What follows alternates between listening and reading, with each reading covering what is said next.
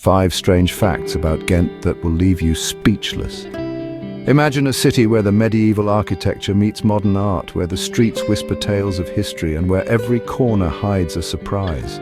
Welcome to Ghent, Belgium's best-kept secret. Nestled in the heart of Europe, Ghent is a city that seamlessly marries the past with the present. Its cobblestone streets bear witness to a rich history that dates back to the Middle Ages, while its vibrant art scene breathes life into its ancient walls.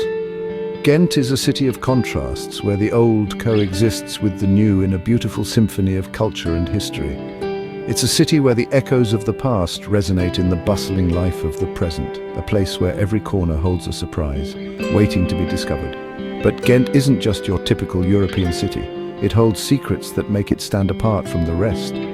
But wait, before we begin, please subscribe to ensure that you never miss out on any of my crucial stuff. Comment "I subscribe" below, and I will personally welcome you to our community.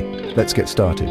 Ghent is home to the world's first ever legal graffiti street. Now, isn't that something remarkable? Nestled in the heart of this Belgian city is a narrow, twisting alleyway known by the locals as Weregarenstraat. But to the rest of the world, it's more commonly referred to as Graffiti Street. This isn't your average street. It's a living, breathing canvas that's constantly evolving, a vibrant testament to the city's spirit of creativity. Graffiti Street is a symbol of Ghent's unique approach to street art, one that embraces expression rather than stifling it. The story of how it came to be is as colorful as the street itself. Back in the 90s, during the city's annual Festival of Ghent, the local authorities granted artists the freedom to tag this street.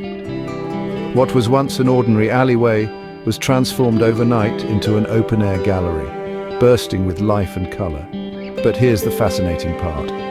The art you see today might not be there tomorrow. This is because the street operates on a principle of constant change. Artists are free to paint over existing works, creating an ever-changing tableau of creativity. One day you might find a surreal dreamscape. The next, a poignant political statement. It's a dynamic, ever-evolving art exhibit where the walls change as often as the Belgian weather. Now you may be wondering, what's the appeal of a street where the art is so fleeting? But that's precisely what makes Graffiti Street so special. It's a reminder of the impermanence of art and life itself. It's a place where artists can express themselves freely without fear of repercussions, and where viewers can witness the birth and rebirth of creativity day after day. So if you're an art enthusiast or even just a passerby, the Graffiti Street of Ghent is a sight that's not to be missed. It's a place where freedom of expression is not just encouraged, but celebrated. A place that truly embodies the spirit of Ghent, vibrant, creative, and constantly evolving. In Ghent, a castle was once built by butchers. Now, that's not a sentence you hear every day, but in the heart of this Belgian city, it's a piece of history that's as real as the bricks and mortar of the fortress itself. Welcome to the Castle of the Counts, also known as Gravenstein. The story begins in the 12th century when the Guild of Butchers, a powerful and wealthy group of tradesmen, decided to erect a castle that would stand as a symbol of their influence. This was during a time when butchery was a profitable business, and the Guild was one of the wealthiest in the city. And so they built a castle, not just any castle, but a fortress, a symbol of power and wealth. The Castle of the Counts is an imposing structure with high walls, a moat and a keep where the Guild's leaders would meet and make decisions. But it wasn't just a meeting place. The castle served a darker purpose. It was a place of punishment, a place where justice, or perhaps more accurately, injustice, was served. Butchers, you see, were also responsible for maintaining law and order, and they did so with an iron fist. The castle's dungeons were notorious for their harsh conditions, and the torture chamber, with its array of cruel instruments, was a place of dread. Over the centuries, the castle's role changed. It served as a courthouse, a prison, and even a cotton mill, but its bloody past was never forgotten. The castle's grim history, the stories of the butchers and their brutal justice, echoed in its stone walls. Today, the Castle of the Counts is one of Ghent's most visited tourist spots. Visitors can explore its towers, walk through its dungeons, and even see the old torture chamber. It's a journey into the past, a glimpse into a time when butchers ruled and a castle was their throne. And so the Castle of the Counts stands, a grim reminder of Ghent's bloody past, a symbol of a time when power was wielded not by kings or queens, but by butchers.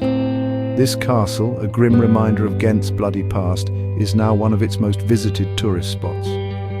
Before we continue, can I beg a little favor? If you're liking what you're hearing, show us some love by pressing that like button. And hey, if you want to be in the loop for our fantastic upcoming videos, make sure to press subscribe and ring that bell so you're always in the know. Oh, and one more thing. Drop a quick "I subscribe" down in the comments, and I'll make sure to offer you a warm welcome to our amazing family. Alright, enough of that. Let's keep the conversation flowing. Did you know that Ghent's St. Bavo's Cathedral holds a mysterious painting that was once stolen by the Nazis?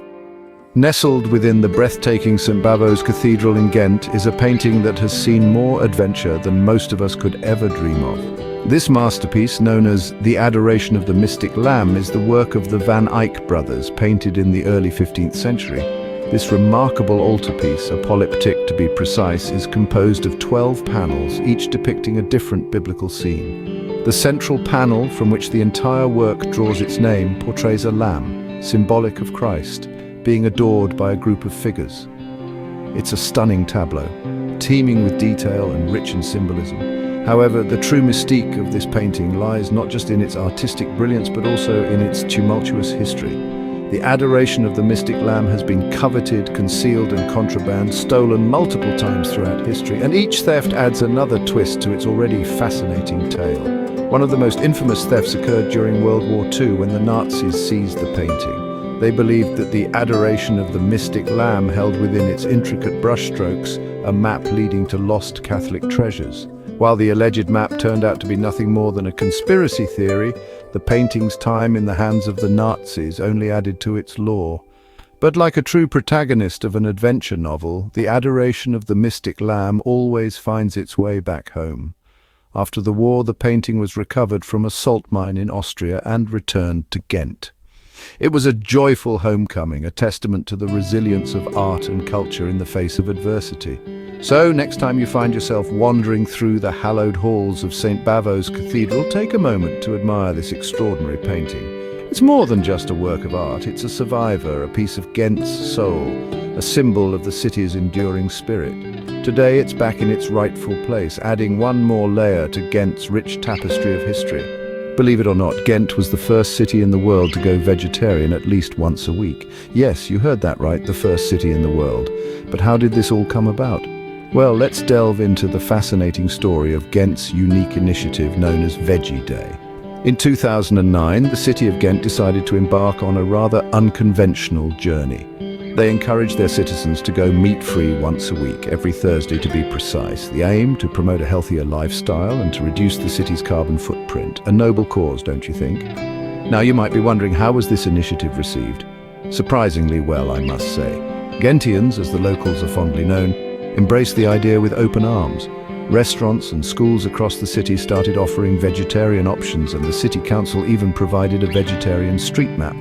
Talk about commitment. This initiative was so successful that Ghent quickly became known as the vegetarian capital of the world. And it's not just a title, the city lives up to it in every sense. Ghent now boasts over 100 vegetarian restaurants serving mouth-watering dishes that would make even the most ardent meat lover reconsider their choices. But it's not just about the food, it's about a lifestyle change, a shift in mindset. Ghentians have shown the world that it's possible to reduce our dependence on meat without compromising on taste or nutrition. And the world is taking note. Cities across the globe are now looking at Ghent's model and considering implementing similar initiatives. So there you have it, the story of how a small city in Belgium became the vegetarian capital of the world. An initiative that started as a small step towards sustainability has now put Ghent on the global map and made it a must-visit destination for vegetarians and food lovers alike. So whether you're a vegetarian or not, when in Ghent, do as the Ghentians do. From graffiti-filled streets to castles built by butchers, Ghent is a city that never ceases to amaze. We've journeyed together through this Belgian gem, uncovering its quirks and eccentricities. We've strolled down the vividly coloured graffiti alley, where art and rebellion intertwine in a vibrant display. We've explored the imposing Castle of the Counts, a chilling reminder of the city's bloody past. We've stared in awe at the Adoration of the Mystic Lamb, a masterpiece shrouded in mystery within the grand St. Bavo's Cathedral. And we've delved into the city's commitment to a greener future as the self-proclaimed vegetarian capital of the world with its weekly Veggie Day. Each corner of Ghent tells a story, each alleyway a new chapter in its rich and diverse history. Ghent, with its peculiarities and surprises, truly is a city that leaves you speechless. So when are you planning your visit?